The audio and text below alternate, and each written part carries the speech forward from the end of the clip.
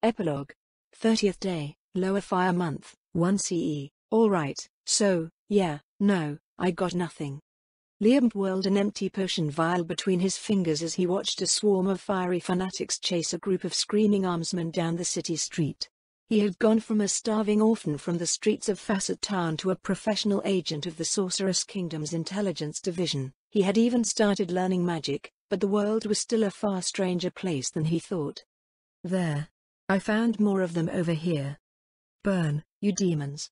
Most demons he knew were immune or at least resistant to fire, but anyone who tried to fight the wave of fiery fanatics was burned anyway. Not that he believed that the members of the noble retinues were demons as the Faceless Ones' followers seemed to, it was just that the fire enveloping the Faceless Ones' followers didn't appear to be fire at all. Only those who attacked them were damaged by it. Any who were damaged by the flames looked like they had been burned, but the flames neither spread to other people nor anything flammable nearby, including the undoubtedly flammable clothing they wore. The same was the case for the fire on the fanatics themselves. In terms of damage, the severity of the flames did not appear to be related to the amount of damage inflicted by the attacker. Punching one of the crazed citizens appeared to result in the exact same retaliatory outcome as if one ran them through with a spear.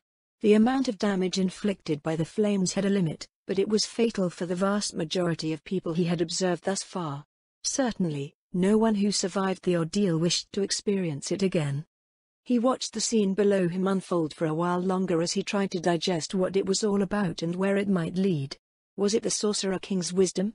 Probably not. It only proved that crazy people, if left unchecked, led to crazy things.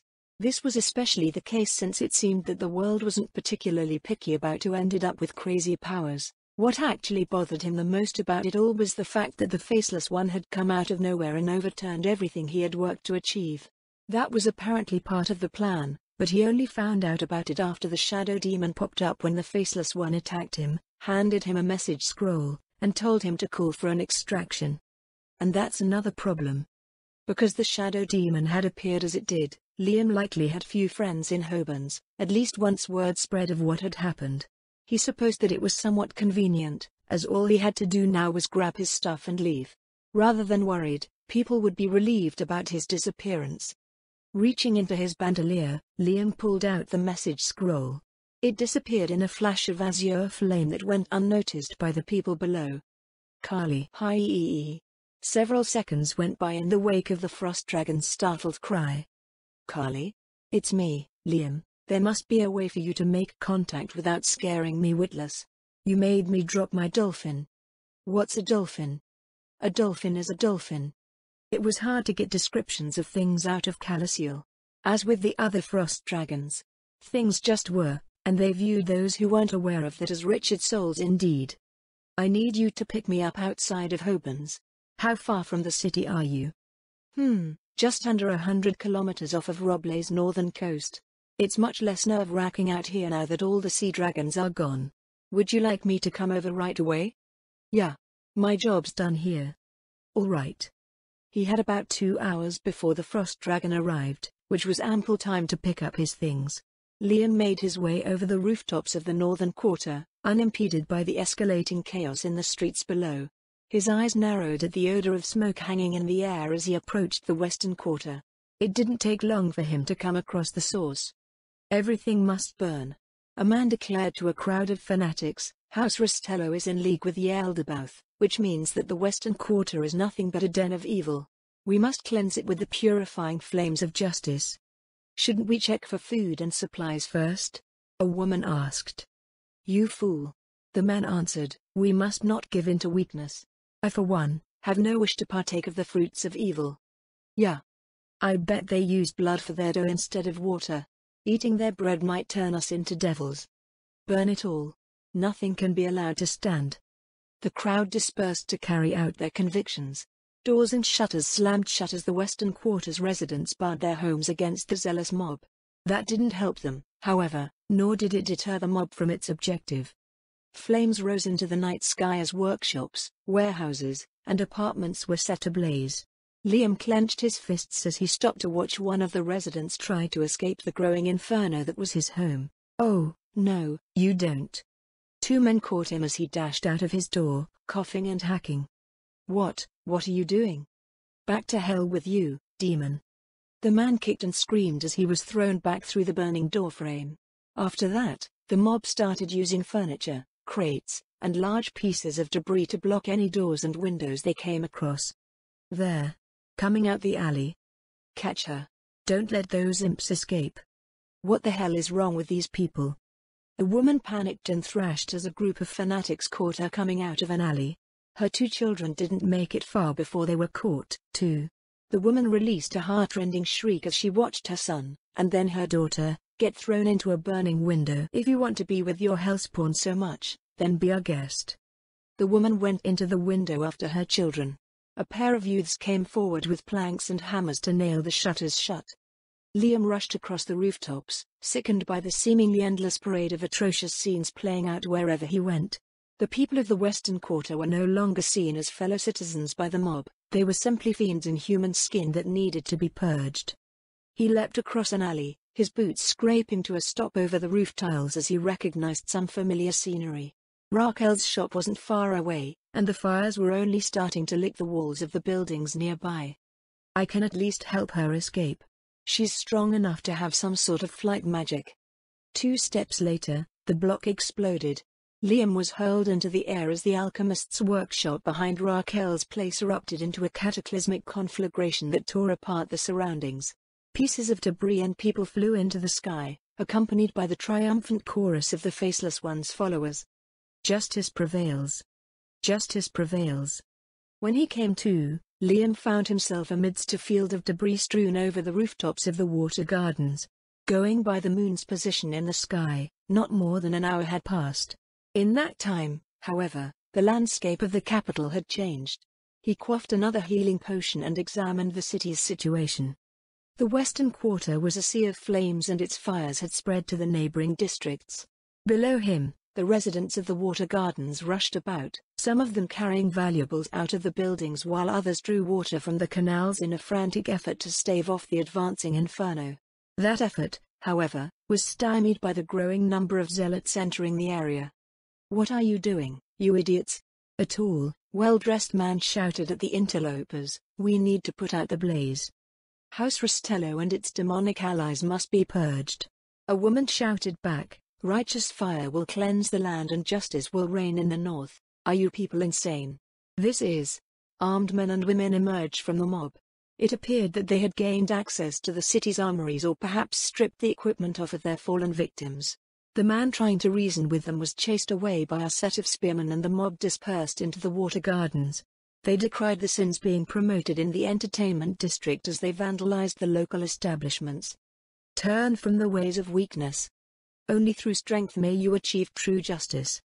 Strike down the strongholds of sin. Liam suspected that the Faceless One's followers would discover the existence of many such strongholds through their violent methods, as the inability of the civilians to defend themselves against the frenzied mob would irrefutably prove that they were weak and thus sinners. He wasn't in any position to stop them, however, and their relentless pursuit of justice beyond the Western Quarter gave rise to worries that drove him over the rooftops as he sought a safe route out of the city. The southern gatehouse was occupied, but he found the walls bereft of sentries, providing him with a quick detour around the burning Western Quarter. His worries came to life as the curve of the wall eventually revealed House Rastello's labor camp. It looked like the Faceless One's zealots had reached them, and the neatly ordered tents of the labor camp were sprouting orange and yellow like rows of fiery flowers. Liam climbed down the curtain wall before he reached Rimyan Gate, cutting across the field to the rear of the labor camp. The uncontrolled fires in the lower tiers hadn't reached the areas on the other side of the administrative center yet, though groups of fanatics were roaming about with torches to ensure that didn't remain the case for long. He crept around the perimeter of the camp while trying to make sense of what was going on. There was no sign of the knights or their armsmen anywhere. Fanatics went up and down the spacious lanes in groups of 2 and 3, stopping to set each cluster of tents alight.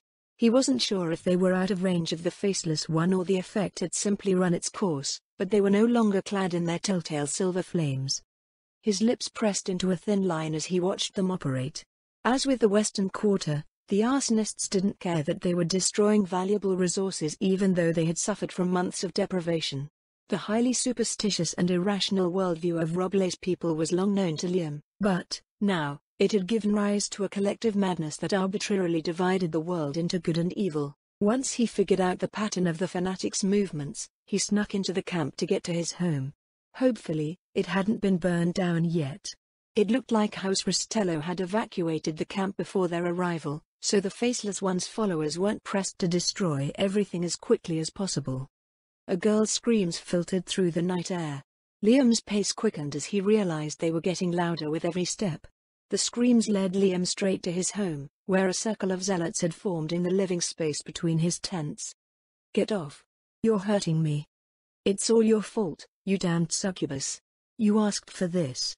Please, stop." Upon hearing Nat's sobs, Liam found himself directly behind the closest fanatic. The young man convulsed and fell as Liam's blade buried itself in the back of his skull. Beside him, another man collapsed as his spine was severed by Liam's offhand strike. A third man turned in surprise. He went down with a gurgle, his throat slashed open. Liam stormed forward, planting the toe of his boot squarely into the ribs of the man, forcing himself onto Nat. He felt the man's ribs shatter before he sent him crashing into the burning workshop table. Wah! He flicked his hand to the side, planting a knife into the voice's open mouth. The last two men died as they gaped stupidly at Liam's sudden appearance. In a span of 7 seconds, 7 men lay slain around him. Liam scanned the surroundings before turning to Nat. Her leather worker's apron had been cast to the side, sending her tools spilling out of its pockets. The maroon dress that she so often wore had been torn open down the middle and hung loosely off of her shoulders. Liam went over to retrieve the apron. "Liam?" Nat's voice was a fearful whisper. "Yeah," Liam replied. "Oh, Liam. Thank the gods."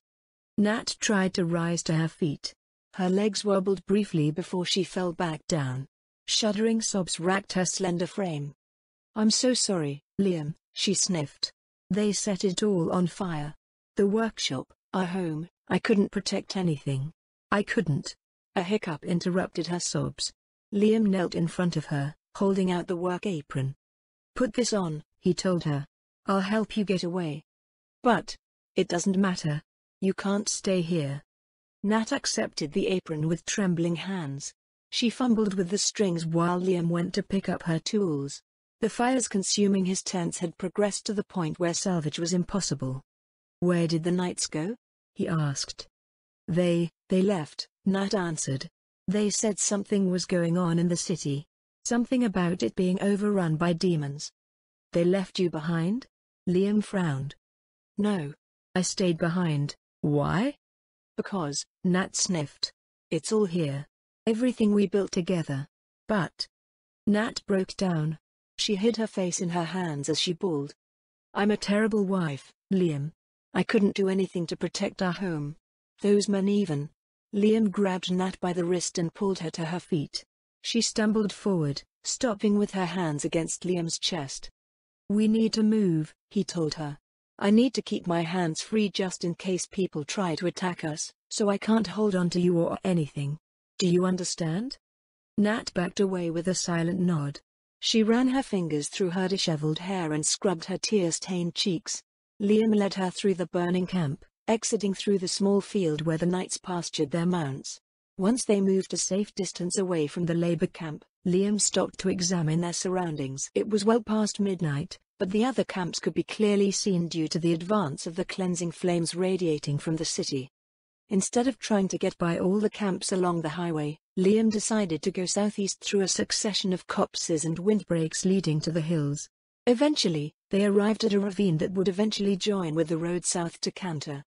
"If you follow this stream uphill," Liam told Nat, "you'll eventually reach a paved road. If you follow it south to the sea, you'll arrive at Cantor." He gestured up the ravine, but an uncomprehending stare was Nat's only response. "That crazy mob won't come this far without preparing supplies," Liam said. "If you're lucky, you'll even meet up with the nobles fleeing south." "Liam, what are you talking about? You're making it sound as if you're not coming." "I'm not." "You are leaving me?" Nat's lip quivered. I was right, wasn't I? I'm a terrible wife." "You are not," Liam replied.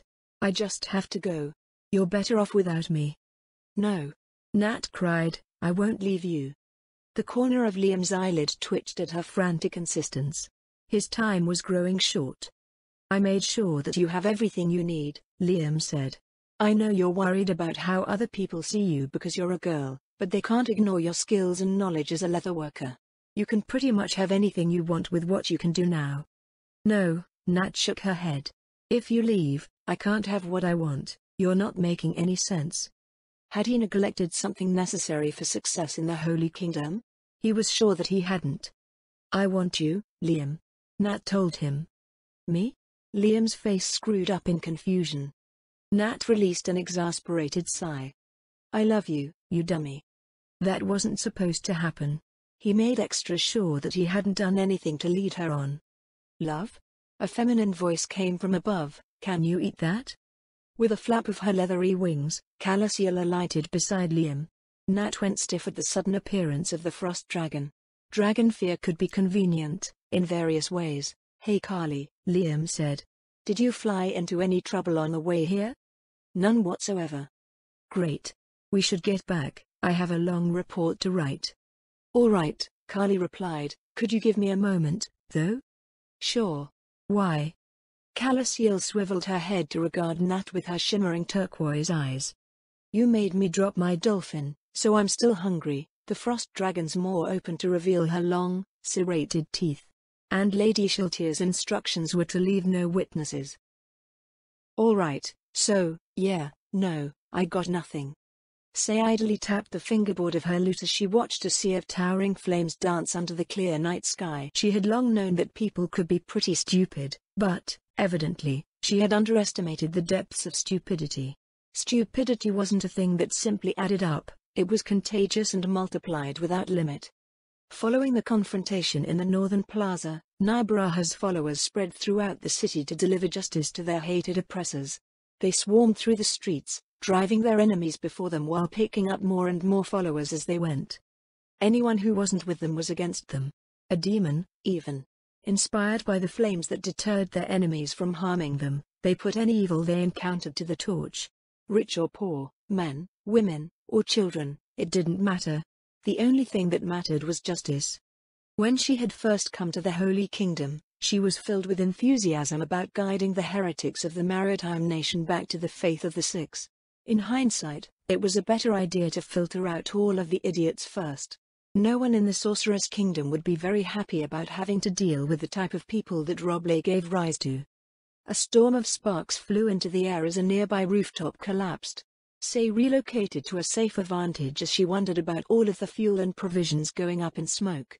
It hurt the violent uprising in the long term, but, at the same time, not having those supplies wouldn't put them in mortal peril. So long as Naya's forces seized the northern harvest and secured their holdings, they could manage through the winter with a little bit of suffering. In fact, a healthy dose of hardship would go a long way toward having the Path of Justice's followers invest themselves in their struggle. If starvation threatened to wipe them out, the Sorceress Kingdom could always increase the volume of its food aid. Assuming that Naya doesn't send her people off on some suicidal offensive. Hopefully, she wouldn't. Winter was coming and, while most of the Holy Kingdom never got so cold that armies could freeze in their tracks, it still brought with it stormy seas and generally nasty weather. Rationally speaking, both Naya's forces and the Southern Holy Kingdom would forego an immediate campaign in favor of preparing for a spring conflict. Just in case, Say had strongly advised Naya to run to Lloyd's and organize supplies and reinforcements, presumably because the nobles might recover from their shock, rally their forces, and mount a broad counteroffensive. Her newfound ability to turn her followers into flaming crazies wouldn't last forever, probably, and it certainly couldn't cover the entire city, never mind the entire country. Naya was ever impressionable, so she left the city shortly after the North Plaza was clear.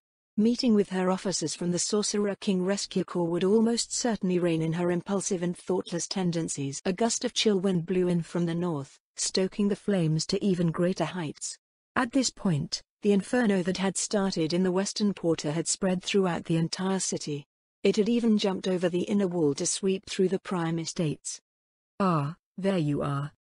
Say froze for a moment at the sound of the familiar voice. She dusted off her garments and straightened her hair before turning around to offer a respectful curtsy. Good evening, Lord Demiurge.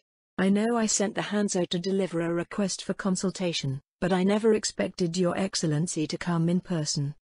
Given the night's events, Lord Demiurge said, I'm glad that I did. She rose from her curtsy and looked up at the Minister of Foreign Affairs. His lips were turned up in their usual ghost of a smile and his segmented tail waved lightly from side to side. There was no telling what was going through his mind. Did you have the time to take a look at the Hanzo's findings, Your Excellency? I did. That was excellent thinking on your part, my dear. I dare say that they were several dozen times more valuable than the entire Holy Kingdom.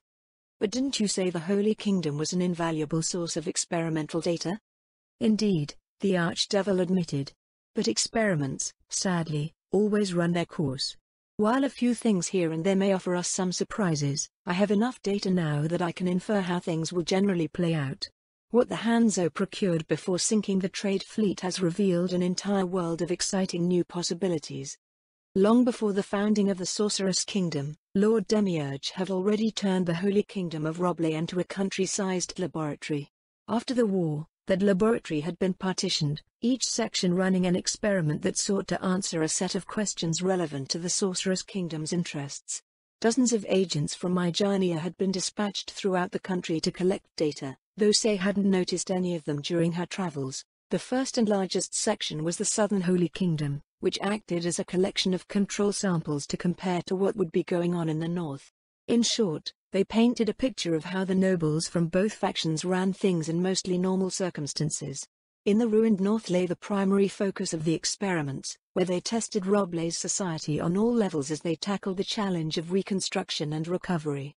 No method or philosophy was discouraged and, with the help of Caspond, moral lines were made fuzzy and even invisible in the staunchly religious country to see how far their pursuit of prosperity would take them. While the changes imposed on the Holy Kingdom produced a myriad of effects, Lord Demiurge was mainly interested in how the people of the country progressed under different conditions. Broadly speaking, he wanted to know how competition, regulation, and will factored into the growth of individuals. In the East, the Royalists ruled with an iron fist, creating conditions that theoretically encouraged the citizens under them to perform better to escape their suffering. The Conservatives in the West administered with a lighter hand, generally acting to provide a framework for the people to fill out. Naibraha's followers were sprinkled across the North, seeded with the drive to become stronger in the ways that they understood. Say couldn't be sure who the actual winner was in Lord Demiurge's estimation, but the results seemed clear to her. The Royalists may have been able to extract ridiculous amounts of wealth from the population in a handful of months, but it wasn't a strategy that could work for the long term. Not only were the people squeezed for their wealth, but, after they were wrung for the last few drops and a fiendish effort to convert their mental and physical health into goods and services ensued after that. Not even the nobles of Ria's ties with it atrocious. Then again, they hadn't been introduced to a system that dehumanized everyone by turning them into distant abstractions. She could see that same system easily gripping other countries and plunging them into madness if their leaders weren't careful. She turned back around and surveyed the crowning achievement of that madness. It wasn't every day that one saw an entire metropolis on fire. So, Say asked, is this the end of Phase 2? It is, Lord Demiurge answered. I'm sorry if things with the path of justice went too far. She looked down at the clay tiles of the rooftop. I wanted to ask you about it, but it spun out of control super fast. Phase 3 calls for a war between the North and the South, but...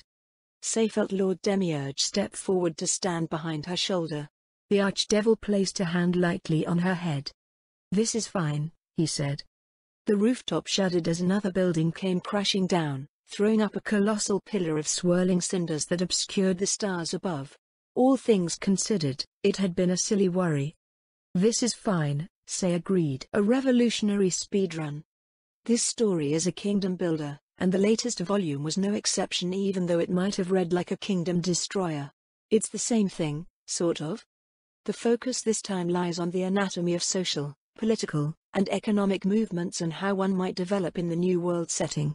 Contrary to how most fictional, and even non-fictional, pieces portray them, they aren't as simple as people getting angry or inspired over something. Earth's history is filled with movements for us to study, and, no matter what type of movement it is, they must follow a certain series of steps in order to succeed. Those that don't, invariably fail. There are 3 major movements in this volume, but, Before we begin discussing those, we must first take a look at the country that they take root in. Totally not Iberia. Once you add up all of the little details, it's hard not to see the Holy Kingdom of Roble as Overlord's fantasy Hispania. But which Hispania is it? Most people would point to its post-Reconquista form, but it seems to be more than that. When one looks at the place and person names in the Holy Kingdom, the Mozarabic tone of Al-Andalus is evident, as are some far-flung Germanic ones that one might find from the Visigoths that came before them. In terms of its political structure, the Holy Kingdom may be compared to the Caliphate of Cordova, replacing Caliph with Holy King. It being a staunchly religious country could lean to either Islam or Catholicism, though the attitudes and general intolerance of the Holy Kingdom's people seem to point to their culture being drawn from the period after the Reconquista.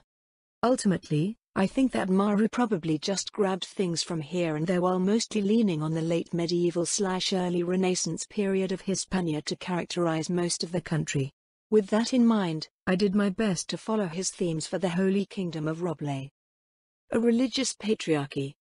Right from its introduction in Volume 12 of Overlord, Roble is characterized as a very religious country, though not as religious as the slain theocracy. Light novels are extremely weak when it comes to world building, though. In the case of religion, I don't think that it's the cause of the light novel format, which Maru is pretty good at jiggering around with. Maruyama is not alone in his almost non-existent touch when it comes to portraying religion, and that results in religion being replaced by a trope or two in most light novels. When one writes, everything becomes a character. Countries are characters, environments are characters, organizations are characters. Interactions between characters are the primary driving force of writing, and this is where most light novels fall flat. When one attempts to put together what they know about the faith of the Four in Overlord, they basically get the healing guild that hates the undead. That's it. Imagine a character whose only traits are healing powers and their dislike of one thing? Yeah, that character is literally two-dimensional. If you've ever wondered why religion feels so lame in Overlord canon, this is why. It's also pretty much all religion in light novels. Church bad is added if they are cast as an antagonistic force. Otherwise, religion is just this harmless thing that exists to provide an essential service with no agency of its own. Since I try to draw as much from canon as possible for my characterizations, religion is highly intertwined with society and Valkyrie's shadow as it should be in settings like the New World. People live their faith and faith grants very real power, so what does that say about the faith of the Four? The first thing you dredge up is that it, for all intents and purposes, is a cookie-cutter good religion in the worst sense of the concept. It's this weak blob of vague ethics and morality that loosely represents the values of Boomer Japan. Also, for the same reason, sex and views on sex-related things make up most of its input throughout the series. That input is basically a non-motivation, so it doesn't do anything for the faith of the Four's non-existent agency. Purity is a commodity, making virgins and single, available women dominate the eyes of the cultural narrative. This gives the faith of the Four a weird sort of male gaze. Female priests and clerics have this sort of sex symbol treatment whenever they pop up. Extremely strong women are something like idols. The wealthy having concubines is normal. Being a pedophile is okay, as evidenced by the crowd's reaction to Lilynet's negotiation with Count Nayua in Volume 14. They weren't repulsed at the idea that she was a Shotaken, they were disappointed that they themselves were out of the strike zone of the big titty priestess Oni-san. So, what is the age of adulthood for the faith of the Four? Maru dances around the answer in the beginning, saying stuff like how the humans of the New World mature faster than those on Earth, but we eventually get a statement from one of Enri's goblins that people in Riastais are considered adults by 15. Additionally, Lilynet calls Count Nayua's 12-year-old son an unripe fruit. With that in mind, Valkyrie's shadow pins adulthood for individuals in countries heavily influenced by the faith of the Four between the ages of 14 and 16. Childhood sweethearts from the same village probably get married early, while anyone still single past 20 is a veritable spinster. Since humans are also said to mature faster in the New World, the aforementioned age range would probably be the equivalent of 16 to 20 in Earth terms. I guess that's how Maru tried to dodge scrutiny over sexualizing minors and blurred the age of consent. Another dominant aspect of the gender equation is the existence of a rigid patriarchy in the northern human kingdoms. The Overlord light novel incorporates it into the kingdom of Reistais, and the web novel explores the same thing in the Baharuth Empire. Jerkniv famously won't allow Roxy to discuss politics with him unless they're in bed, and Jet treats Nemel like an accessory. Reactions to women in both tend to focus on their beauty, and women who aren't attractive or strong, which is attractive, tend to be non-existent in society's eyes. We get our first taste of a functional aspect of Reistais' patriarchal culture when Feuer contemplates his desire to court Henry. His thought process goes straight to rationalizing that his income is sufficient to provide for her, her sister, and the new family they would raise. To be clear, it's not strange for a man to think that way even in the present day, and, the further you go back in time, reality increasingly imposes gender roles due to the physical differences between males and females. It does present the assumption that men are the breadwinners in Reistais, however. As an aside, this scene also shows that a single professional income can support multiple generations in the same household in Reistais. It looks like they're economically better off than most of the modern world.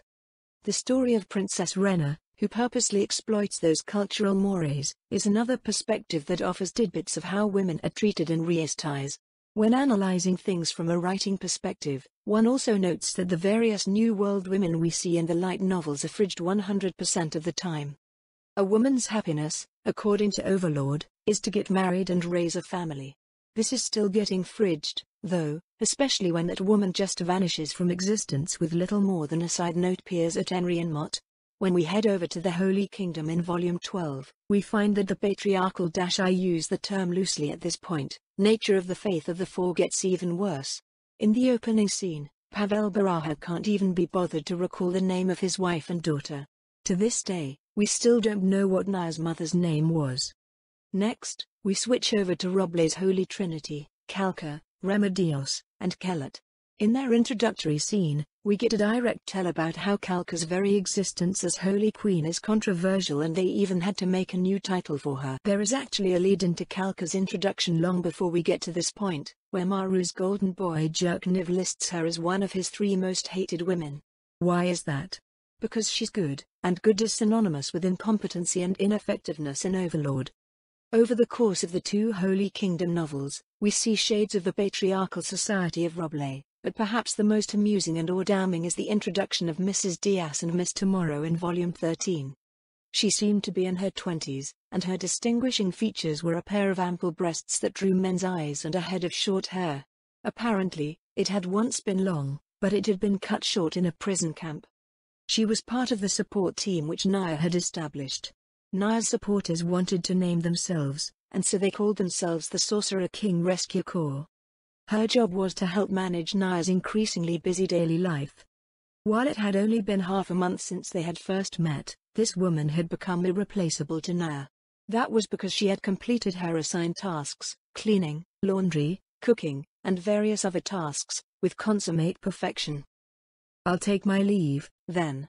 Also, Bertrand Moroshi wishes to meet you." "I understand. Can you help me call him in? Thank you for your hard work today." The housekeeper bowed to her, and then left the room. A man entered, as though to swap places with her. The woman was averse to men and feared them, and she felt uncomfortable when she was in the same location as men. Therefore, she had chosen to excuse herself. "Baraha-sama, I apologize for disturbing you while you were resting. May I ask for some of your time?" Bertrand Morrow. He had the stout body of a man in his 40s, but the part about him that stood out most was the thinning hair on the top of his head. The Morrow family had a tradition of butling for notable noble houses, and in the past he too had worked as a butler. That was why he served as a secretary in the Rescue Corps, in order to make full use of his skills. Naya had been very lucky to meet someone like him when she had first founded the group. If she had not met him, her hair would have gone white at an early age. The Paladin of the Holy Kingdom, Part 2, Chapter 7, Part 1. Did you get all that? This is Naya's POV, by the way. I laughed when I first read it. Mrs. Diaz doesn't actually have a name in the light novels. She's just a pair of big boobs with hair that does housework perfectly made. That hair was cut short because she was a prisoner damsel. As a bonus, she's scared of men harmless. She doesn't even get a solid block of introductory text, it's instead broken up by by the ways where other information is injected as if to say she's irrelevant as a person. When you account for the fact that Naya was crafted as a blatant reader insert and is made to act like an Oji-san in this scene, it's pretty clear where Maru's head was when he wrote it. In contrast, when Mr. Morrow is introduced, we get a distinguished professional. Mrs. Diaz serves as his transparent herald and he comes in with a prestigious family history and personal record. His competency as a steward is highlighted and his appearance is far overshadowed by it.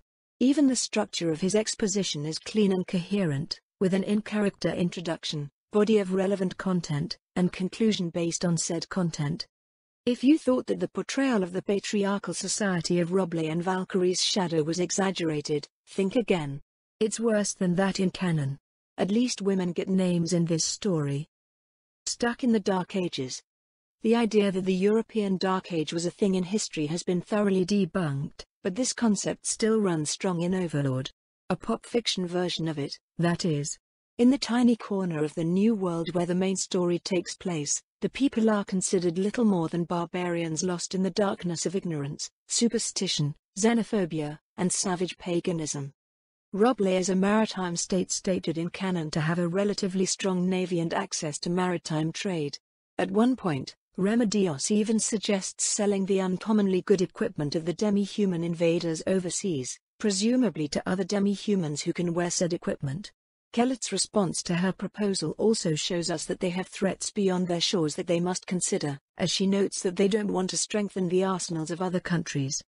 Some people have brought up the point that since Roble is connected to the rest of the world, they shouldn't be so ignorant.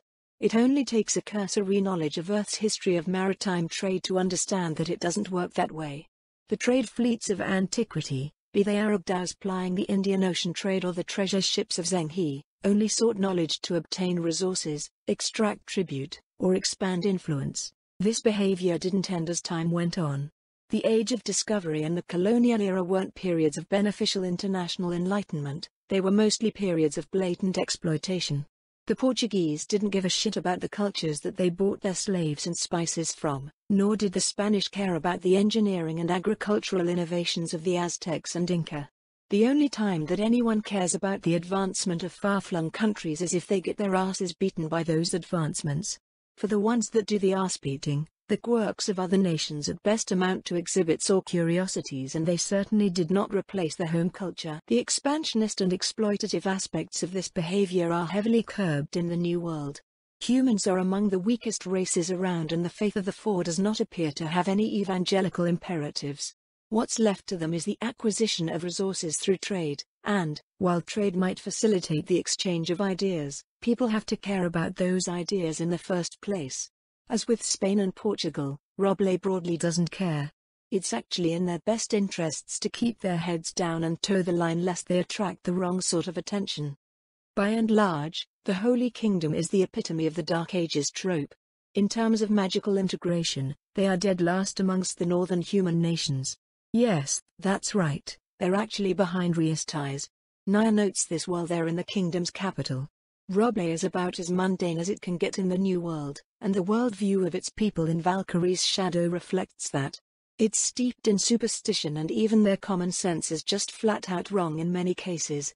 This leads to many scenes that are both funny and sad at the same time, or just plain frustrating. A mysterious lack of unrest. One will note that the language of revolution does not exist in Overlord. Violent revolution is never mentioned in open discussion, nor do New World natives do little more than sit around and suffer despite their supposedly atrocious circumstances. I guess they complain sometimes. This might be attributed to the setting disease discussed in previous afterwords, where the world is treated like a TTRPG session and each area is just static until the players act upon it. If one puts a bit of mechanic-centric thought into it, however, it presents an interesting tidbit about how things work under the hood. There are two confirmed rebellions in the history of Overlord. The first is the political movement that led to the secession of Baharuth from Riesties. The second is Carney Village in Volume 9. While they seem to be as different as can be, there are two distinct similarities and Maru always injects mechanical information on purpose. The first is that both rebellions were composed of people who had lost their confidence in their former ruler. The second is that they were both led by a commander. Enri and Mott has the general job class, and nobles, which are pulled from Sword World and maybe AD&D's birthright, are a type of commander. This may also be one of the major reasons that Volume 14 turned out the way that it did. Maru realized that what Nazarick was plotting in Reastais couldn't work according to the mechanical rules of the setting. Philip was simply too incompetent to lead, and the royal court was too competent to lose its grip on the country. If you think that the last part was written in error, I would suggest you read Volume 14 again. The high nobles of Reastais are described as terrifyingly competent, and there were only an incompetent few amongst the entire country's nobility. The Paladin of the Holy Kingdom, Part 3, uses this mechanical tidbit to facilitate the rise of three major movements. In Valkyrie's shadow, doppelgangers cannot copy New World classes /spells/skills/abilities. They would be able to cast wild magic by copying a TDL, otherwise, but that isn't an obstacle to doppelcaspond. In fact, not having a functional ruler class means that the three factions naturally become something close to a rebellion, each under their respective leaders. Revolution, counter-revolution, and anarchy. By the time this volume begins, the first revolution has already succeeded. It is a managerial revolution facilitated by the adoption of a half-baked form of GDP that determines societal advancement, which is purposely introduced by Demiurge. Of course, it's the progressive faction that immediately jumps on this to gain ground in a country that is largely conservative, and they do so to great effect. For any movement to succeed, be it an independence movement or one pushing new regulatory standards, it must overcome the power of the establishment or otherwise force it to capitulate to the movement's demands. In a feudal realm where each member of the establishment is a king on their own land, it does so with laughable ease. Then the establishment itself is promoting it. These guys aren't incompetent, either. Once adopted, the system quickly reaches advanced stages of implementation, to the great misfortune of everyone it is imposed on. Overall, it's a cautionary tale about what happens when systemic abstractions are blindly followed to their logical extremes. In the wake of the progressive success, a second movement starts in the form of a counter-revolution propping up Roblay's traditional ways. Spurred to action by Old Purple, Marquis Bodipo rose as the movement's first leader, but was summarily sent beyond the wall by Doppelcaspon to weaken the conservatives. People from Roblay don't survive that. Duke de Bonai succeeds Bodipo, and the selection of an unpopular leader delays things enough to get the ball rolling with Nayabaraha. As some may have noticed, Duke de Bonai is a vague reference to Louis Philippe II, the Duke of Orleans and the noble who helped lay the groundwork for and facilitated the French Revolution. The Summer Palace is a reference to the Palais Royal, which the Duke of Orleans set up to be a nexus of Enlightenment culture and liberal thinking in the heart of Paris. Calca did that part in the Holy Kingdom, though. The existence of the Summer Palace also served as a reason why anyone in this ridiculously hostile setting would travel on a holiday. Unfortunately, the fate of the counter-revolution was already sealed, as Demiurge had long intended for it to be a launchpad for Naya's path of justice. This, too, is a loose reference to the French Revolution, where the nobles that make the revolution possible are thrown under the bus during the Terror. Nayabaraha's path of justice ultimately comes to the forefront in the struggle for the Northern Holy Kingdom. It is not without its problems, however. Actually, it has a shitton of problems. First off, it's only a few months old. Even spontaneous revolutions take years, if not decades, for their underlying movements to gain ground and momentum. Its newness also means that its foundation is next to non-existent. It is a fortress built on a chopstick, and written on that chopstick is "The Sorcerer King is Justice." Much like any pitch thrown by an idea guy, it has little to no actual substance. Fortunately, good boy Demiurge is supporting Naya all the way, fabricating a path for the path of justice. For any movement to succeed, it needs resources, political will, ideological direction, and an issue to tackle that its members all agree upon. If the movement transforms into a revolution, the former three things may be converted into physical power to coerce the establishment into accepting the movement's demands. The conservatives provide resources until the path of justice can obtain its own, and the Sorcerer King Rescue Corps activities between the war and the start of the volume have amassed political will. The Holy Kingdom has long been rigged with issues that Naya's very vague notion of justice can be applied to. Say is sent not only to spur Naya's growth as an orator, but also to ask questions that force Naya to hammer out the details of her new philosophy. It's still pretty flimsy, however. As with our world, revolutions that result in good outcomes are not as common as those that result in anarchy and mass atrocities. And, with Demiurge at the wheel, we can expect Naya's revolution to be especially horrifying. We'll catch up with Phase 3 of the Holy Kingdom project at a later date. The office drama of the Holy Kingdom. Once upon a time, Maruyama's necromancer in a D&D session was bullied by a paladin. At least, this feels like one part of Remedios Custodio's origin. As many D20 players may have noticed, while every paladin combat ability/spell in Overlord can be matched with its counterpart in D20, Overlord's paladins are conveniently missing a crucial chunk of their non-combat class kit. Spells and skills like Detect Alignment, Zone of Truth, and Discern Motive are absent in the New World setting. Why is this? Probably because they absolutely blast apart the type of subterfuge, scheming, and acting that Nazarick and the bad guys that turned the world of Overlord into a shithole rely on to look smart and stay in control. This sort of tweaking happens constantly in Overlord. In a story about the strongest, anything that can screw with Team Nazarick just mysteriously ceases to exist or has convenient and setting explanations as to why Team Nazarick uses it non-stop and everyone else doesn't. I'm looking at you. Message. If Overlord's protagonist was Touch Me instead of Vines, you can bet that he'd have everything that the New World's paladins are missing. On second thought, paladins might be depowered even further because they'd threaten his special place in the sun, and we can't have that in Overlord. Remedios, however, is written as if she still has a paladin's traditional non-combat toolkit due to the above-mentioned things. Every time she becomes suspicious of something, takes a certain course of action, or comes to an uncannily accurate conclusion about what's going on around her, D20 players can say yep, this is the part where Nazarick's plans start to unravel if the campaign was balanced and the world wasn't continually warped in Ainz's favor. As with everything in Overlord, that metatextual knowledge divides the readership into two camps, one that catches the references and understands why things are happening in a certain way, and one that doesn't and just takes things at face value. Remedios has the misfortune of appearing like an idiot who just happens to make lucky guesses in the latter case. As a whole, it's pretty on the nose with its spitefulness, almost like a delayed temper tantrum on Maru's part.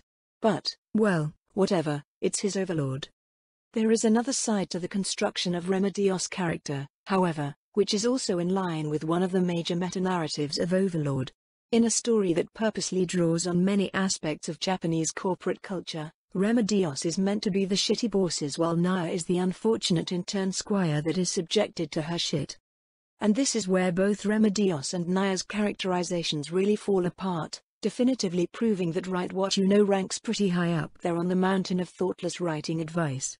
At least if you want a coherent narrative, as leaning on tropes and real-world shortcuts can still sell and are pretty much mandatory in the world of light novels. It's still shit writing, though. The characters are forced into a mold that is narratively improbable, I would even go so far as to say impossible, in the New World. There is a lot of the modern corporate dynamic which only seems to be toxic when it comes to leadership/hierarchy in Maru's mind, in Overlord before and after the Paladin of the Holy Kingdom, but it's one of the big things that make the arc fall flat on its face when people look past the spectacle and examine what's actually going on. It's all a weird office comedy in a fantasy wrapper. Yes, even Runecraft. Perhaps the most damning thing of all is that Maru went out of the way to tell readers that Remedios is written as that shitty boss's character. Outside of the story, I know that light novels heavily rely on genre knowledge, cultural memes/identity and real-world correlations to iceberg and resonate with their audience, but that was the first time that I had ever seen an author straight up go, this hate sink is a specific type of hate sink from a different universe and that's why you should hate her. That being said, the Paladin of the Holy Kingdom Part 1/2 were what I had to work with, and I did my best to be faithful to each character while also sticking to the more serious and comprehensive construction of Valkyrie's shadow. Remedios' character journey in the light novels is that of a purposeful character assassination by Demiurge. She was selected to be the highest-ranking survivor of the Holy Kingdom's military hierarchy. The Holy Queen was killed 1 or 2 steps into the war, as was the High Priestess of the Temples and every military officer of note in the Northern Holy Kingdom army. The navy was tied up far away from the action in the north, and the south was only allowed to join the north when Demiurge's plans called for it. When Doppelkaspond was ready to receive them and begin laying the groundwork for Phase 2. As an aside, it's also interesting to note that the only sovereign who was willing to look past Ainz's undead state and judge him by the merits of his rule, Queen Kalka, was personally assassinated by Yaldabaoth. Then, Ainz's script had him make up some bullshit to prevent the possibility of her resurrection by the Sorceress Kingdom. A potential friend for Ainz as well as a problematic good influence on Ainz's character was purposely eliminated by his loyal servant, Demiurge. How touching. Throughout the story, we see Remedios thrown into situation after situation that her class build isn't suited for tackling. Additionally, multiple scenarios are set up that are designed to tear down the moral integrity of Roble's defenders. Remedios is the only one shown to stick to her guns and is framed as an idiot for doing so. Personally, despite all of the holes and its relative simplicity, I thought that Demiurge's plan to undermine Remedios and turn her allies against her was very devil-like, therefore in character for someone who is supposed to be an archdevil. What shocked me is how many readers thought the giant kangaroo court that was volumes 12 and 13 was somehow legit. It's clear that Remedios, who is a genius in personal combat, isn't a genius when it comes to the problems that are selectively thrown at her. When she's caught out of her depth, she acts like it. The fact that she has the weight of her nation on her shoulders means that she has to make calls despite not having any competent advisors as someone in her position should. Every other Roble character makes no real choices as themselves. The entire arc from the moment they meet Ainz is you have no choice, just shut up and drink the Kool-Aid. What agency they had built up and their collective brainpower is just sacrificed to the story of the strongest hive mind. Due to the contrast between them, Remedios ends up being one of the best written characters in Overlord. Not because she's supposed to resonate with readers due to hacky corporate culture correlations or the fact that she's the designated sandbag of the arc, but because she's written like a real, genuine person. She acts as an individual of average intelligence and upright character plausibly would in her situation as someone in the New World setting. So, what is Remedios Custodio like? This question would probably receive answers that follow the Retardios thread that much of the fandom subscribes to, but let's take a look at canon. When you strip away all of the references pasted over her, what is she? Remedios did not like to think, and she was a very stubborn person. That was a flaw, but it was also the reason that she could embody absolute justice. The nature of justice was difficult to contemplate. For instance, imagine if there were two children, one human and one demi-human. Being pure and innocent, they became friends. However, if the demi-human child was discovered by adults, he would be locked up, and the human child would plead for his life. However, if they let the demi-human child go, he might grow up to become a threat to humanity. Was killing the demi-human child just or unjust? This was not a question that could be easily answered. Kalka would have spared him without any hesitation. Remedios, however, would kill him without any doubts. In addition, she would insist that she was righteous, and not feel a shred of guilt about it. In her heart, anything she did for the sake of the nation and people was acceptable. When she took the throne of the Holy Queen, Kalka had declared to her two close friends, "I will grant happiness to the small folk, and make a country where nobody will cry." In response, she had said, "I will support you and uphold your just cause." With that pledge in her heart, she was more forthright than anyone else, her heart filled with conviction, and the light in her eyes was like that of a fanatic. Someone like that was clearly dangerous, yet Kalka did not distance herself from her friend. The righteous impulses of loving others, loving peace, hating evil, and the desire to aid the weak were all things she ought to welcome. And it was because of that nature of hers that what she thought and what she did were the same. Because she did not think about her words, everything she said came from her heart. The Paladin of the Holy Kingdom, Part 1, Chapter 1, Part 3. Just before Yaldabaoth appears to eliminate Kalka and Kelet, we get this chunk of exposition that serves as a quick characterization of Remedios. Maru also reaffirms some of these qualities in the following scene. Remedios is the sort that leaves the thinking to others. Or, in the immortal words of a certain giant space hamster handler, "You point, I punch." She is comfortable with being that sort of person, even proud of it. Honestly, it's a sign of maturity. She's at a place in her life where she understands what she is and knows that it's best to rely on others for everything that she's not good at. More importantly, most importantly, she is an ideological juggernaut.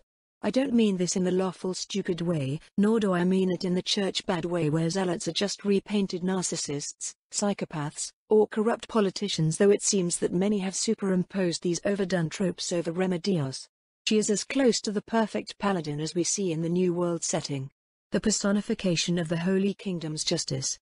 Maru does say this in the story, but, well, as with the rest of Overlord, some readers or many, in the case of Remedios, tend to ignore the facts that he presents to focus on what they imagine a character to be.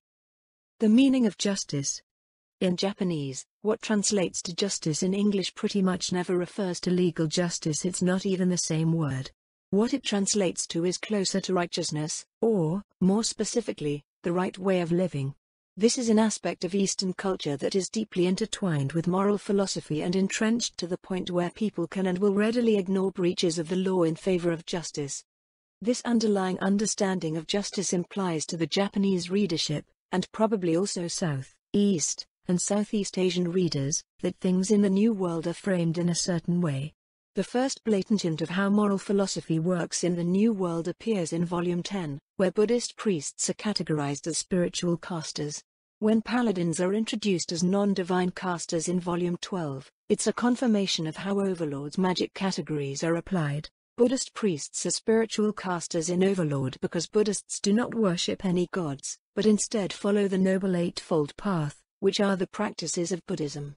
In other words, the path of enlightenment that liberates one from samsara so they can achieve nirvana. You also see a bit of the faith of the Four's stupidity when some people try to categorize Buddhists as followers of the four elemental gods, presumably because Dharmic religions have many elemental deities.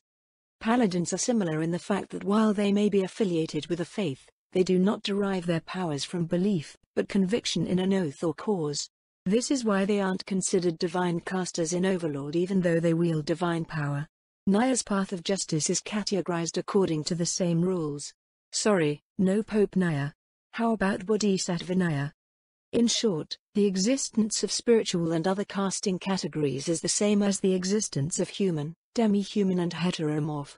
They don't exist as such in the material he hacks from, but he injects them for reasons related to how the gaming/fantasy space in Japan categorizes things, which just ends up confusing things even more than they already are. So, what does it mean to be the personification of the Holy Kingdom's justice? It's laid out pretty plainly in canon. Justice is doing what is best for the greater good of society, and Remedios does exactly that. Yes, that includes butchering demi-human babies. It also makes her a good person due to how the New World's karma system works. I've seen many readers try to inject their personal, modern Earth morality into their perception of Remedios, saying stupid things like she's racist and thus evil. I've also seen people cast shade on her because she discriminates against Tynes, but in a world where 99.999999% of undead either immediately attack the living or are just pretending to get along, she is right and you are wrong. She's not hypocritical, either.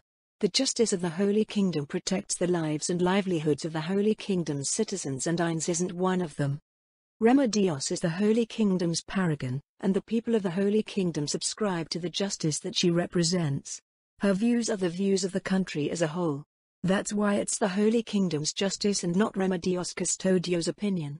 Remedios is the rule, not the exception. Keeping this starting point in mind, readers can follow the changes in Remedios throughout her character arc. In short, for most of Volume 12 and 13, Remedios is forced to act out of character by Demiurge. The Paladin of the Holy Kingdom is the story of the character assassination of the titular individual. A devilish character assassination.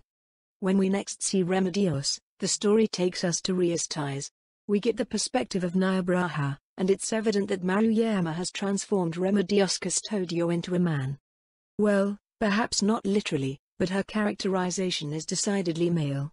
She has zero social awareness, acts like a Japanese high school delinquent from the 80s, and makes physical threat displays like she's a dude in a wrestling show. When I first read this part, I had to stop to reread the scene, after which I leaned back in my chair, looked up at the ceiling, and thought, what? Now, I'm not saying that women can't be physically violent, but it usually isn't the go-to option for pursuing personal conflict. When it does happen, it's usually when one feels that they have no other choice but to react in that manner. This hinges on mental maturity, with having the most chance of happening for stupid reasons when one hasn't undergone full emotional development. Does that mean Remedios is a Karen? Well, no.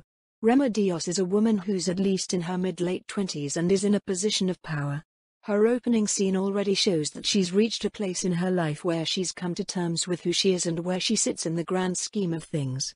If she wanted to torment Naya, there are a jillion more likely ways in which she could do so with barely a thought, far less social risk, and zero physical violence. All of them are more vicious than what she did in that scene. We know the reason why this is, though. In the Japanese office drama setups of old, the shitty boss is almost always an abusive male character that resorts to the same threat displays, and that characterization has been superimposed onto Remedios. This has the added effect of divorcing the overwhelmingly male readership from the chance that she may be seen as desirable, tossing her into the bucket of crazy/stupid/ugly women who don't register as women. Yes, I said ugly. There were actually some comments that earnestly asserted that Remedios isn't physically attractive even when canon puts her in the same tier of beauty as Kalka in their opening scene. And, yes, Overlord does this sort of thing all the time. Maruyama divides the New World's women into two types, endearing and broken. Where one falls on that scale affects what little agency they are allowed to have in spite of what they should be able to do. Presumably powerful women like Lakuse and Kalka fall into the endearing category. They get fluffed up for their desirability and then the story just happens to them. Those like Clementine and Remedios fall into the broken category. They do stuff and get their comeuppance via assorted Nazarick-related things. It's as if Maru's a Japanese boomer or something. Anyway, after that, we witness Gustav's intervention, whereupon we learn why Remedios is picking on Naya.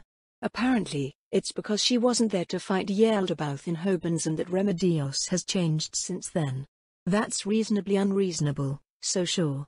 What it ends up masking along the way, however, is that Remedios is not usually like that. In the same scene where we get the new Remedios Custodio, we also see that the old Remedios Custodia, who cares deeply about the people in her charge, aka every citizen of the Holy Kingdom, is still there. This thoroughly confuses Naya, and it is the last time we see this aspect of Remedios' character framed in such generous terms. The rest of the time, it is usually seen through what she gets frustrated over and how she gets targeted by Nazarick. Demiurge and Maru repeatedly use that side of her to make it seem like she's an idiot when she's making the correct choice in many cases. At least the correct choice if you're sane and believe that a healthy human society shouldn't be structured according to the precepts of Machiavellianism. From here on in, however, the tropes have been hooked onto Remedios, and since light novel-style writing trains readers to rely on tropes for everything, it dictates how they interpret Remedios' actions.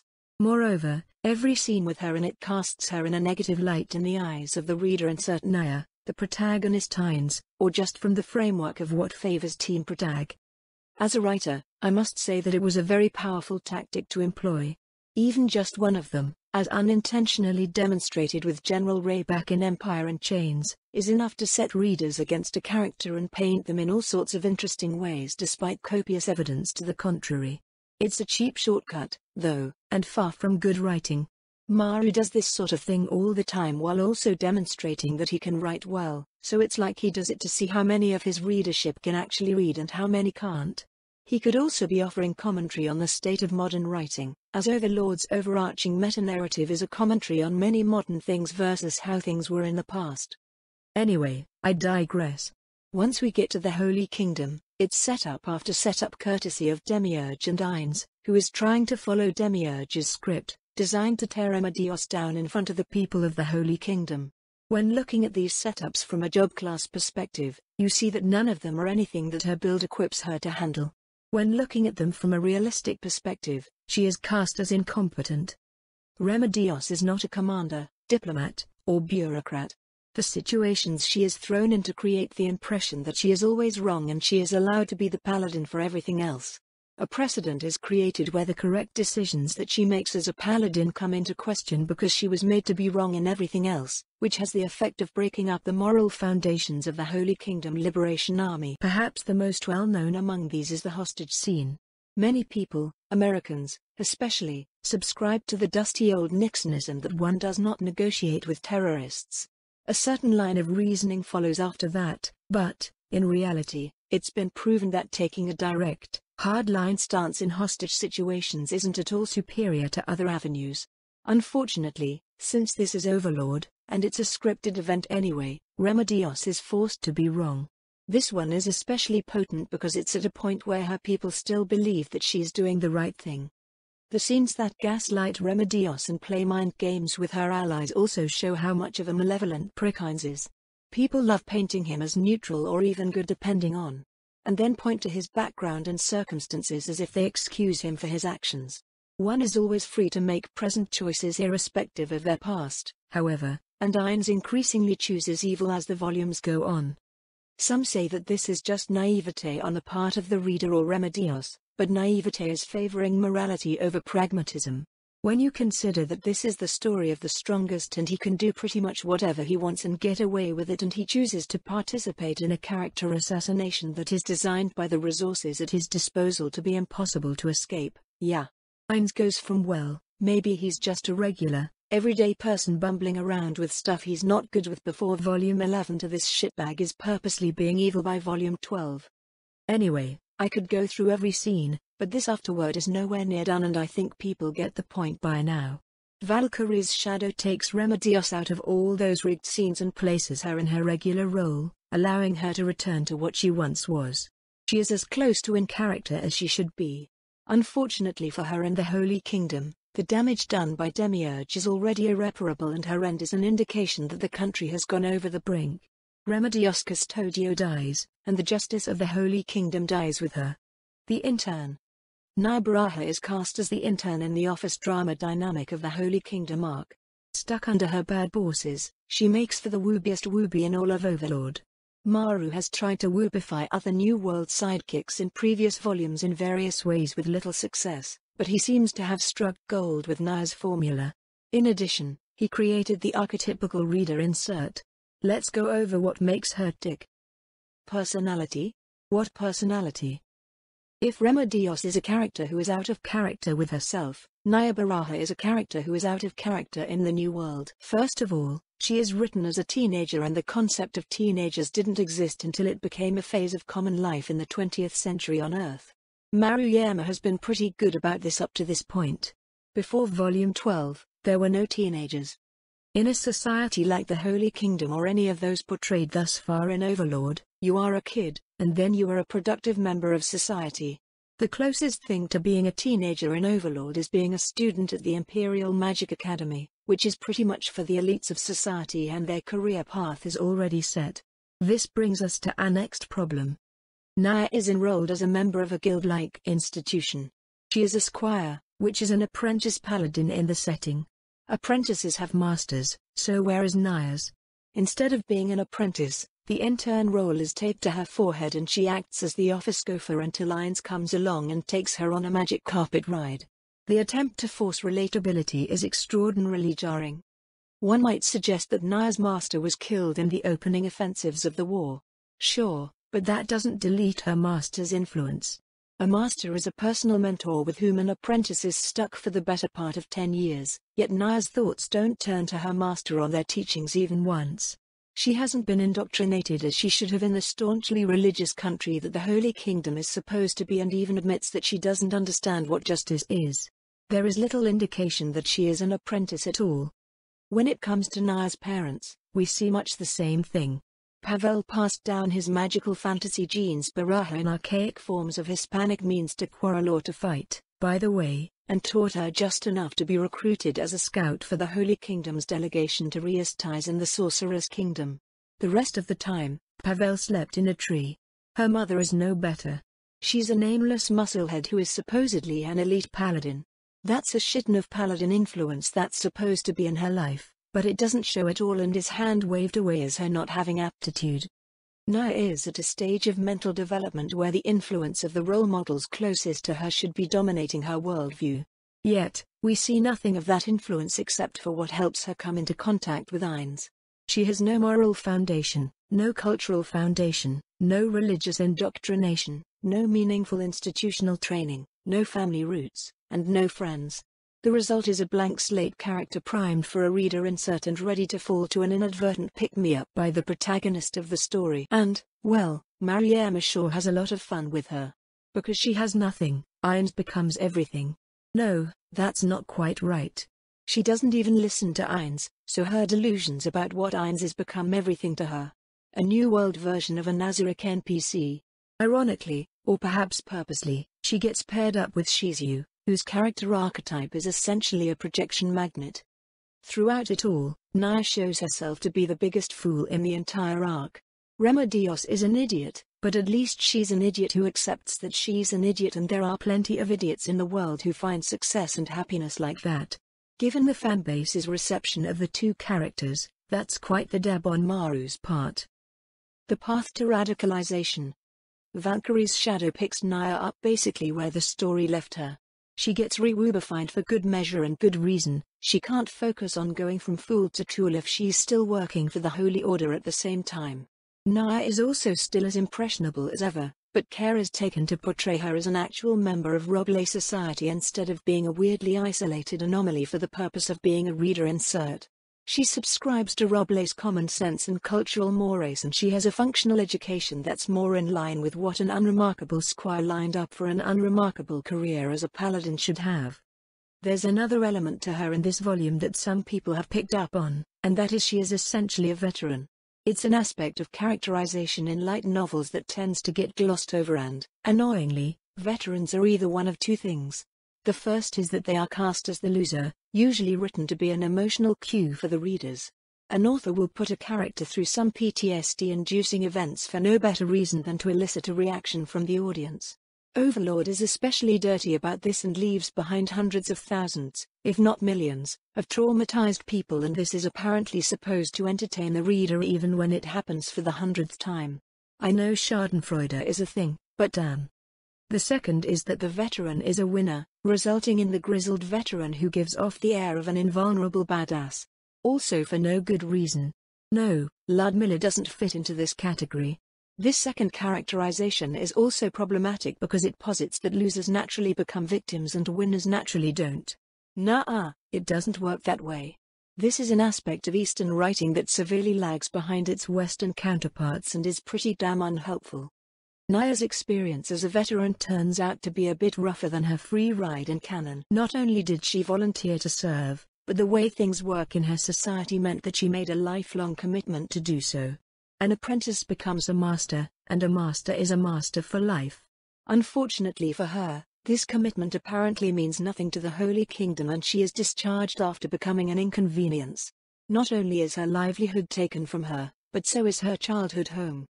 From that point, she is alone. And I mean alone. Society doesn't recognize her and she sort of drifts around until she ends up with Iago Lauser.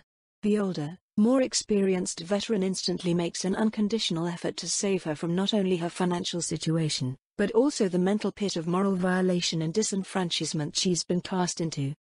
After she encounters Say, however, things go downhill again. Or uphill, depending on who you're cheering for. The manipulative bard rapidly gouges out a part of Naya's newfound support mechanism and inserts herself in its place. It's all about fashioning her into the perfect tool for Demiurge to use from there. Naya's story is one of a very abused veteran who is rapidly radicalized for someone else's purposes. The job class system makes it even worse, especially since Naya is not aware of it and how it affects both herself and the people around her.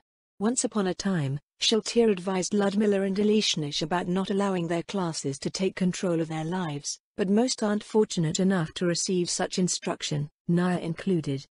By the time Naya is unleashed upon the Holy Kingdom, she's the zealous founder of a poorly defined moral philosophy with the power to drive her followers into acts of mass psychosis. Fantasy is fantastic, isn't it? The Evangelist. The Evangelist is an orator-type PRC in Dungeons & Dragons 3.5e. Maru made no effort to hide where the job class was from.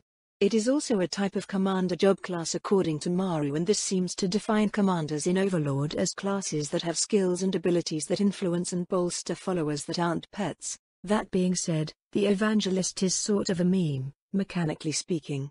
The requirements to obtain it are pretty easy and any job class build can pick it up if they meet them.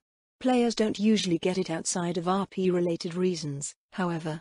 It's stupendously weak and trashes pretty much any build.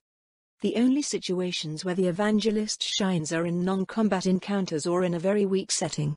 Lo and behold, the ass end of the New World is the perfect place to make it work. What does it do? Well, without going into the flavor text and too much of the minutiae, this. Oh, keep in mind that the area of effect radius for spells and abilities is larger in Overlord than in D&D. Much larger. Fast talk, X, at second level, the Evangelist knows the right thing to say at the right time. He may make a rushed diplomacy check as a full round action at only a -5 penalty. This is how Naya can blab away convincingly without training or preparation and speak to the masses without thinking through her own teachings. With a bit of oratory training, the penalty becomes a non-issue against the average citizen of the Holy Kingdom. When she's in a situation where she can't use this ability, you get her clueless mode where she tries to figure out what her message is all about and how to apply it. Great orator, Sue, an evangelist can inspire, protect, and otherwise improve the situation of his allies simply by speaking clearly and being heard. Evangelist oratory abilities function in exactly the same manner as bardic music, except the evangelist must speak loudly and clearly, rather than sing or play an instrument. Inspire dread, Sue, an evil evangelist with 9 or more ranks in perform, oratory, can inspire hopelessness in all enemies within 30 feet. This ability imposes a -4 penalty on will saves on all enemies within 30 feet of the evangelist. Delivering this oratory requires a full round action to activate and requires concentration each round to continue the effect. The effect lasts as long as the evangelist speaks and for 3 rounds thereafter. Inspire dread is a mind-affecting ability. Inspire hope, Sue, a good or neutral evangelist with 9 or more ranks in perform, oratory, can inspire spiritual resilience in all allies within 30 feet. This ability gives the evangelist and all allies who can hear his oratory a +4 sacred bonus on will saves. Delivering this oratory requires a full round action to activate and requires concentration each round to continue the effect. The effect lasts as long as the evangelist speaks and for 3 rounds thereafter. Inspire hope is a mind-affecting ability. Naya gets the second one because she's good. This is what she uses to bolster her followers and soothe the minds of those traumatized by Yaldabaoth's invasion. Convert the unfaithful, Sue, an evangelist of 5th level with at least 13 ranks in perform, oratory, may attempt to convert a single enemy within 30 feet. As a full round action, the evangelist delivers an impassioned speech on the righteousness of his beliefs to a single enemy, who must attempt a will save, DC equals 10 plus class level plus charm mod. If the creature succeeds, it is shaken for 1 round. If the creature fails its saving throw, it converts. Creatures with an alignment subtype, such as angels and devils, are immune to this ability. A converted creature is effectively charmed by the evangelist, similar to a charm monster spell. In addition, a converted creature temporarily assumes the alignment of the evangelist and acts accordingly. This may mean some of the creature's class abilities, spells, or other abilities are unavailable to it for the duration of the spell. A paladin converted to something other than lawful good, for example, loses her class abilities for the duration. When the duration elapses, the creature then has a choice. It can continue to act according to its new alignment, or it can shift back. If the creature chooses to permanently change its alignment to the evangelist's, it acts as if a cleric of the appropriate alignment had cast atonement on it. If the creature chooses to change back, it must make another saving throw, with the same save DC as before. If it fails this saving throw, its alignment changes back, but it needs an atonement spell to gain back any abilities it lost due to its temporary alignment change.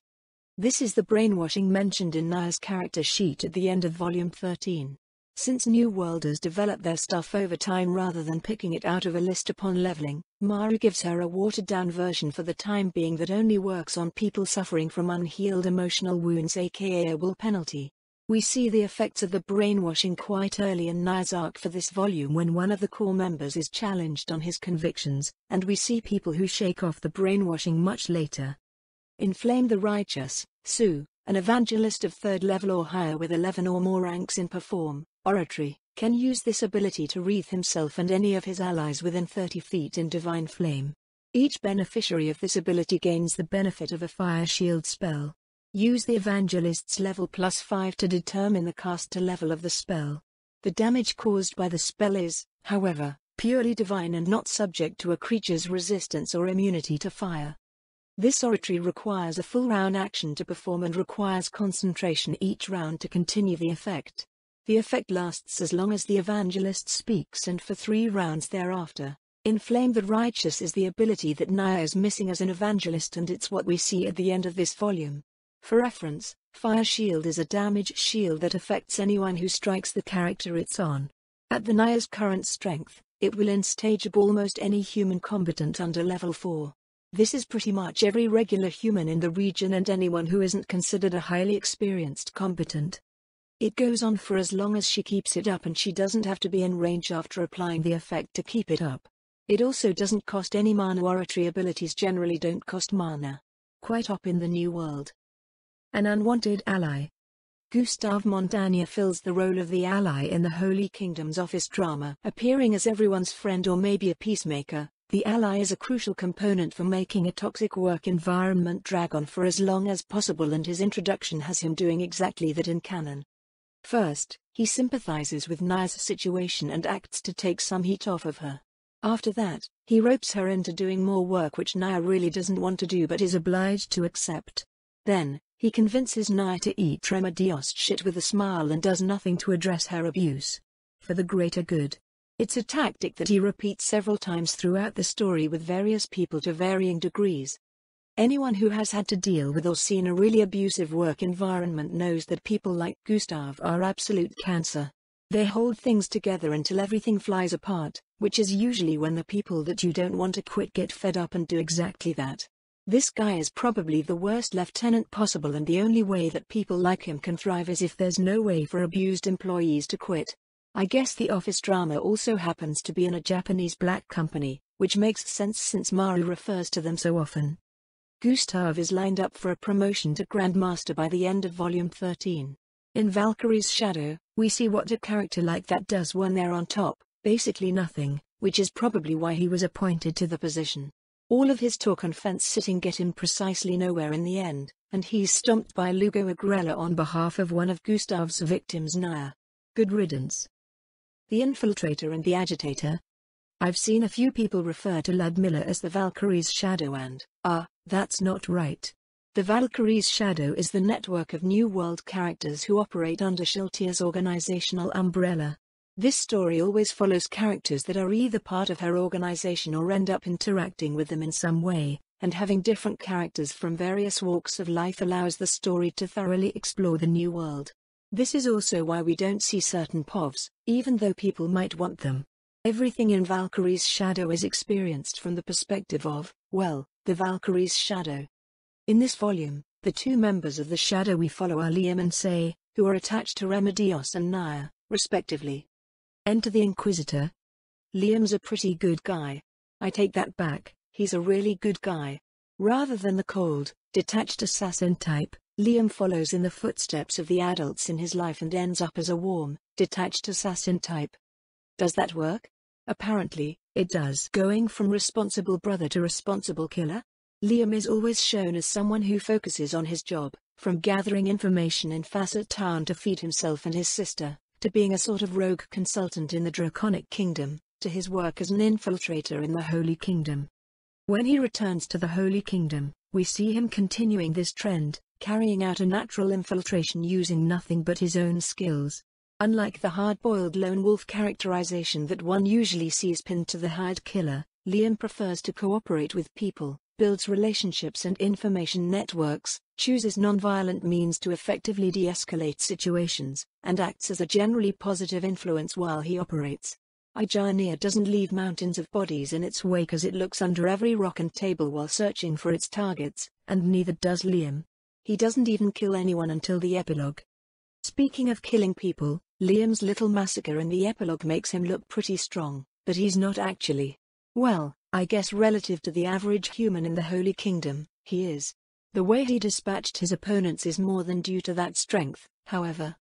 Liam is something like a level 4 rogue in D20 terms. That means his BAB base attack bonus only allows him to attack once per round. 1 round is 6 seconds, meaning that a rogue of Liam's level can normally only attack once every 6 seconds. So how does he hit 7 opponents in less than 2 rounds, never mind kill them? First of all, he's dual-wielding. That means he gets a second attack with his offhand at a certain penalty to offense. His targets aren't wearing any armor and they're all caught flat-footed, so landing hits on them is pretty trivial for Liam. With that, he can attack 4 times in 2 rounds. The additional attacks he needs are from AU Attack of Opportunity. An attack of opportunity is an instant, single attack that is provoked when a character either tries to leave the attacker's melee range without preparation or performs an action that creates an opening for someone to attack them through. Examples of this include casting a spell, using an item, trying to open a door, acting to help another, making untrained unarmed attacks, and so on. Liam's build has the Combat Reflexes feat, which allows him to perform as many additional AOS as his dexterity bonus allows. It's +3 for Liam, meaning that he can perform 4 AOS per round. So, the first 2 guys he kills go down from Liam's normal main hand and offhand attacks, and the guy who reacts in surprise to those attacks gets AO'd. The guy on top of Nat eats an AO, as well, as does the guy who reacts to that attack. The last 2 guys staring stupidly aren't performing any actions and thus can't get AO'd, so Liam takes them out with regular attacks in the second round of combat. Every single one of those hits is a sneak attack.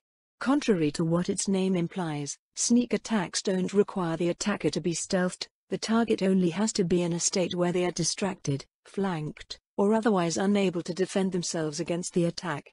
To the low-level common folk of the Holy Kingdom, a single sneak attack from a Liam is fatal. When dealing with much beefier opponents like beastmen, they become less impressive when narrated, as seen in The Tiger and the Dragon. Anyway, being an upstanding, likable person has the shocking side effect of making one popular, and Liam ends up with a wife who likes him to an extreme degree. Initially picked up as a part of his cover, Nat quickly becomes an outlet for Liam's frustrations, and not in the way that Nat wants, over the Holy Kingdom's culture and the faith of the Four. He helps her onto the path of success not only because he doesn't want to leave her high and dry at the end of his assignment, but also as a sort of proof that the faith of the Six is superior to its heretical counterpart. It should also be noted that Liam's relationship with Nat is something of a comparison between 2 different outcomes of patriarchy. Nat's patriarchy has the negative characteristics that many in our day and age attribute to patriarchal society, while Liam is a new member of a different patriarchal society that has his actions play out in a far more nurturing manner. The key difference between them, as probably everyone has noticed, is how gender roles work in the 2 faiths. The faith of the Six's philosophy of pursuing vocational excellence applies to both men and women, so the idea that women are commonly considered nothing more than baby machines and useless accessories is abhorrent to Liam, and he goes full DIY on her. It's a weird, flip-flop relationship where Liam engages in patronizing behavior in order to empower Nat. Nat, on the other hand, doesn't want to be empowered, only patronized. Liam's relationship with Remedios provides us with a perspective free of the office drama theme of the Lane arc, where Remedios is buried in tropes, undermined at every turn, and can't do anything about it because Nazarick. Liam's genuine interactions naturally pull out a genuine response from the Paladin, and we get to see Remedios return to her normal character from before the Demon Emperor's invasion. He's actually pretty good at managing Remedios, as Carla notes. Unfortunately, despite providing Remedios with much-needed support, nothing can save her from her fate.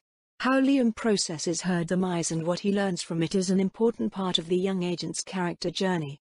Overall, Liam's tale is one of a low-level, low-agency in terms of effecting major changes to the world, character acting as a member of the Valkyrie's shadow. That doesn't mean he doesn't do anything, it simply means that his choices tend to be more personal and influence people on a similarly personal level.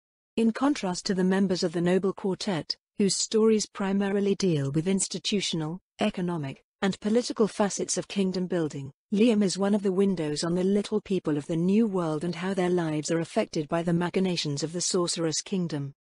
Liam's work as both an agent for the Holy Order and a corrective influence for the heretics he works with ends up earning him the Inquisitor job class. The Inquisitor is mentioned pretty early on in Valkyrie's shadow and then makes an appearance in the form of Soraka's bodyguard Jaraka. It then makes its canon appearance in Volume 16 as a part of Antiline's scuffed character build. The Inquisitor is a second bracket PRC that specializes in hunting down enemies of the faith. In Antiline's fight with Mare, Witch hunter-style skills are employed that cripple the casting capabilities of heretics and infidels. Statistically speaking, it is a job class noted for its physical durability and resilience against magic attacks, at least according to Antilene's thoughts. Of course, Liam has no idea he has the job class. Will he ever figure it out? How much homework does director Ralpha have in store for him? Which hero Tironi-san will he be paired up with next? Stay tuned for the next episode of Valkyrie's Shadow. Well, maybe not the next episode. Acting in bad faith. We get our first in-depth look at Sei in this volume, and I'm pretty sure some people wish they hadn't. If Sei ever held a concert, Demiurge would be doing Votage in the front row. First appearing as a wide-eyed little girl in Birthright, she emerges in The Tiger and the Dragon as a clever and diligent child who volunteers every day at the Uranthal Cathedral.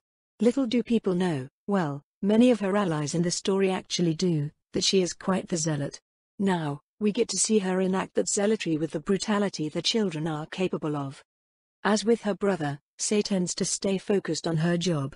She sorts all of the people around her into degrees of useful and useless and manipulates them accordingly.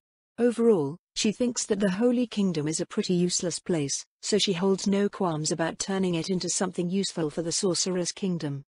Perhaps the scariest thing about Sei is that her main target tends to not suffer from direct, physical harm. She just destroys everything that they love and care about. Whenever Sei asks a pointed question or sends a minion of Nazarick to do something, one must wonder what sort of atrocity is in store. Sei is not without her soft spots, however. She happily works in brothels and favors the people and locations that Roblay's moral society considers undesirable. Sei also loves her brother. No, really. I swear.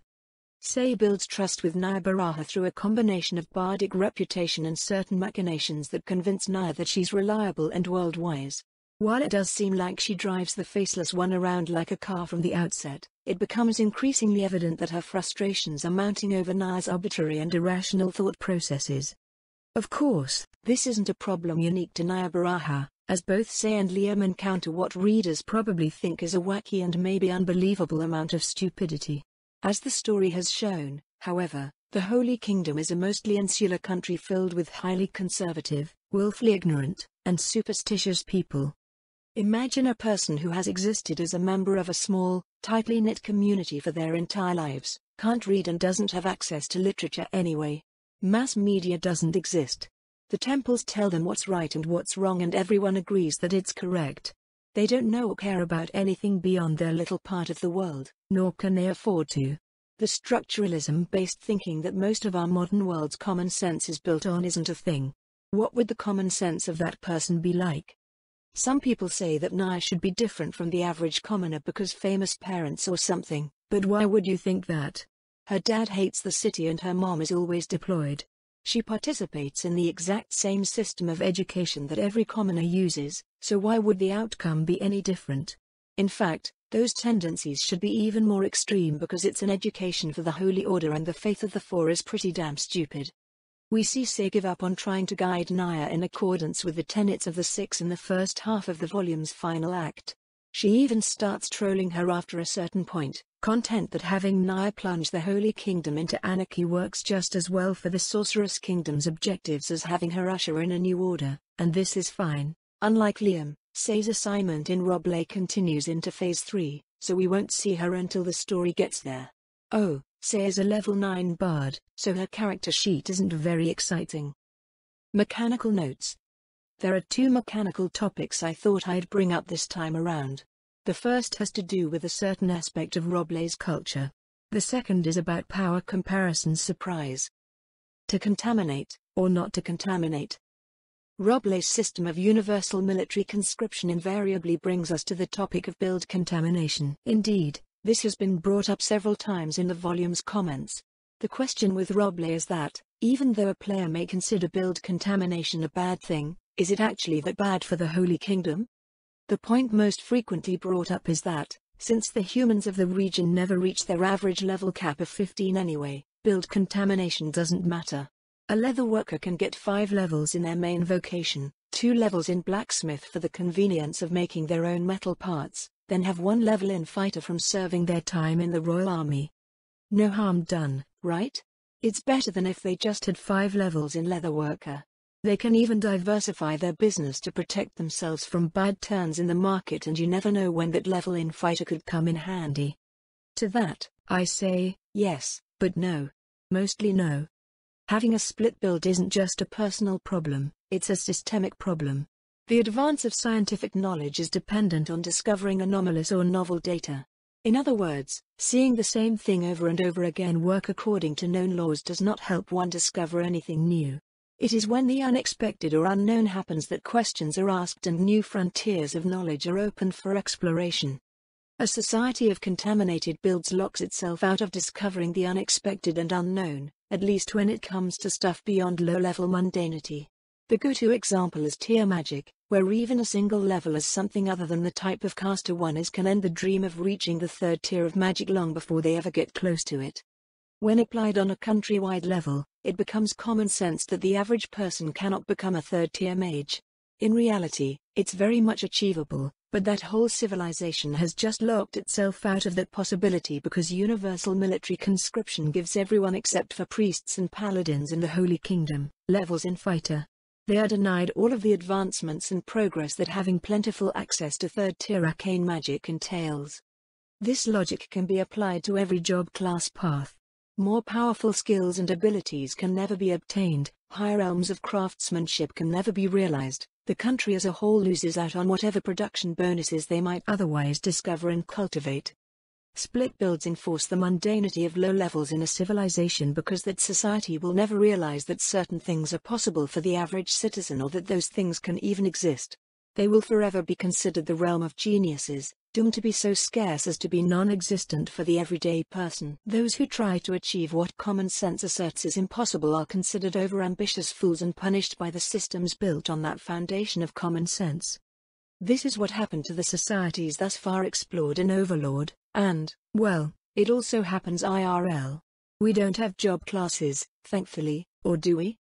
There is a huge caveat to all this when it comes to the New World, however, class synergies exist. More importantly, completely new classes can be conceptualized. This is something that civilizations without awareness of the job class system have an advantage in. Generations can go by with a civilization believing in the existence of something that doesn't mechanically exist, Imperial Knight, for example, and suddenly, one day, it does. Of course, having people do whatever, whenever, is ill-advised. That just gets you conquered in the end, but so does stagnation. Striking a balance between developing new stuff and optimizing things according to existing stuff so you don't get conquered, enslaved, eaten, or outright annihilated by your competitors is the true challenge for any civilization in the New World. An odd interpretation of odds. Once upon a time, back in the Overlord web novel days, Maru threw out a bit of information about level gaps and how they affected one's chances at victory. No one is sure whether it's relevant anymore, but most of the fandom that cares about such things still treats it as factual and applicable to the light novels. Paraphrased, he states that, in a situation where everything is mechanically equal class build, equipment, personal skill, foreknowledge, etc., a duel between two characters of the same level results in a 50-50 chance of victory. The rest of it looks like this: 1 level difference, 40% chance of victory; 2 levels, 30% chance of victory; 3, 20% chance; 4, 10%; 5, 8%; 6, 6%; 7, 4%; 8, 2%; 9, 0%. While this is all well and good, there is a very strange interpretation concerning Maruyama's odds, and that is what winning entails. The notions fostered by this particular interpretation then gets extrapolated into other power comparisons, at which point it vaults into the realm of ridiculousness. What do I mean by that? Let's take the same level matchup, first. A 50% chance of victory implies that it's a fight won by a paper-thin margin. The winner ends the fight with 1 horsepower and 0 mana or something reasonably close to that. We can also assume that they use every cooldown and trump card at their disposal. I hope this makes sense. As the level gap gets further and further apart, however, something weird happens. The idea that it's a fight vanishes. It's just a win or a loss. Mechanically speaking, People begin to assume that the fight was so easy that minimal to no resources are expended. The loser just self-destructs at the beginning of the duel or something. Jerkniv doesn't count. 8 level difference.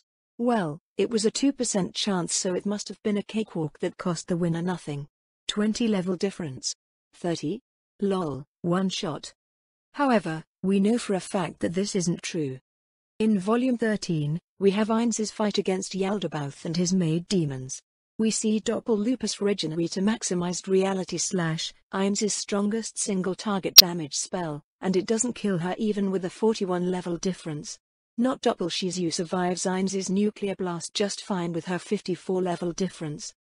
In Volume 16, Anti-Lane faced Danks Mare's petty catastrophe with a 12 level gap despite getting the crap beaten out of her beforehand. Long before these battles, we also know that Aura has the weakest personal battle power out of all the level 100 NPCs, but if you factor in her pets, she is the strongest. Those pets are all under level 90, some of them aren't even close to it, but they swing every matchup in her favor. With this in mind, the true consequences of combat should be re-examined for those people who subscribe to the thinking I described above. A 10 level gap may result in a guaranteed loss, but the winner may only walk away with half of their HP and mana, especially if their opponent had some particularly nasty skills or spells. It also means that a team of much lower level opponents can be a very real threat. My estimation of the Great Imperial Knight's levels is as surprisingly low as it is because of this. If all 4 were in their mid-upper 20s, a level 30 Gazif would get trounced every single time. Instead, we are told that he actually has a fair chance of winning. A lot of fights in Valkyrie's Shadow employ the same logic. A Beast Manlord may have no chance of victory against a Death Knight on their own, but the presence of support and prudent threat management turns the fight into a manageable, though tedious, victory. A line of low teens hobgoblins, after all of their equipment, enchantments, command skills, formation bonuses, and martial arts are added up, can handily stop a Death Knight's level 25 offense and juggle aggro around so they can rotate defensive cooldowns. In this volume, Remedios Custodio vs Eduardo Cohen also observes the same mechanical realities. In fact, Eduardo's preparations were overkill. The only reason they blew through so much healing was that he kept trying to convince Remedios to stand down for the sake of the Holy Kingdom. Remedios got Gazif D. She was demoted from Grand Master and was thus wearing standard issue paladin gear, with her family sword being the only good piece of equipment left to her. Eduardo, on the other hand, got to use his house's custom enchanted regalia. Level-wise, he's described as a potential hero, but is only level 27 for the moment versus Remedios 34. His gear, buffs, and martial arts bring him up to the fighting potential of a level 33 while Remedios in her setup fights as the equivalent of a 37. That's still only a 10% chance for Eduardo to pull out a win, but with so much healing on his side and the ability to taunt, Remedios' fate is easily sealed because vanilla paladins have poor offense and she can't overwhelm the priest's healing output. As explained by Ludmilla in earlier volumes, a hero dies alone. A country must not only be aware of the enemy's opposing heroes, but also of any force that is capable of taking down isolated heroes. Those forces are far more plentiful than heroes themselves due to how Maru's statistics play out. The power of friendship is strong in Overlord. Next up, it's time to catch up with all the characters we haven't seen in a while. A long while, for some of them. Before the storm covers the other stories of the Valkyrie's Shadow cast from the beginning of Stone and Blood to somewhere around the end of Volume 16. This is going to be a long one. It's totally not because I can't think of satisfactory titles for each arc. Once again, thank you for your continued interest in Valkyrie's Shadow, and I hope you continue to enjoy the journey.